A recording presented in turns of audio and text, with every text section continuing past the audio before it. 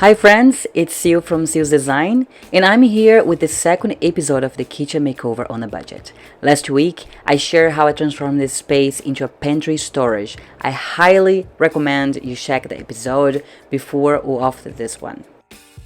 In today's video, I'll be sharing the right side of the kitchen, the cabinets, and the island.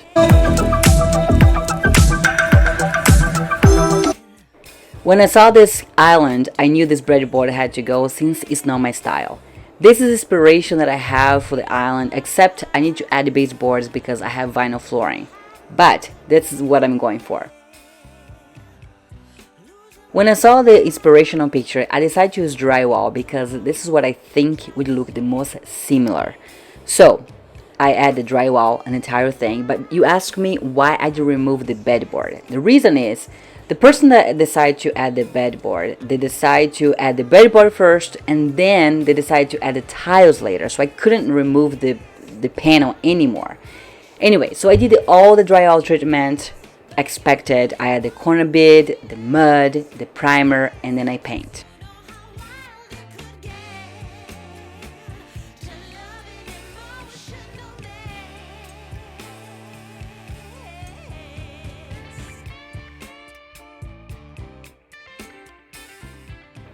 I decided to use the same paint on the island that I use in the cabinet. So I paint everything at the same time.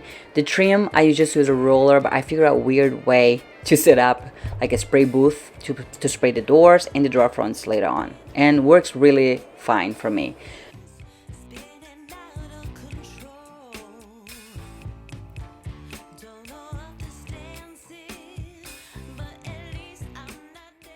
After 3 coats of paint, this is what the kitchen looked like.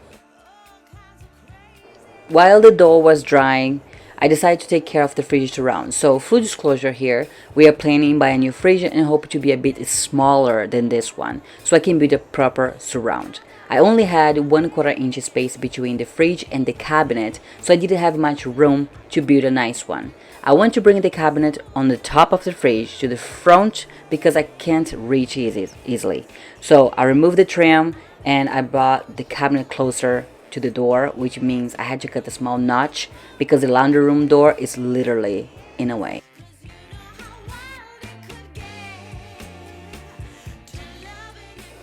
This is a crazy setup, so don't judge me here. I really didn't have the space to put something better. I had to add 2x4 to create a wall, otherwise the fridge would look too strange. I cut the 1/4 inch backer that I already had to fit into the side, made sure it was super secure, add the trim back. I had to cut a little notch again and paint all white, and then I move on to the countertop for the sink. This was the scary part of the project. We decided to buy the same butcher block that we have in the pantry area, but I had to cut a huge hole to fit the sink. I only had one shot. So I used my best friend, the track saw, to do this.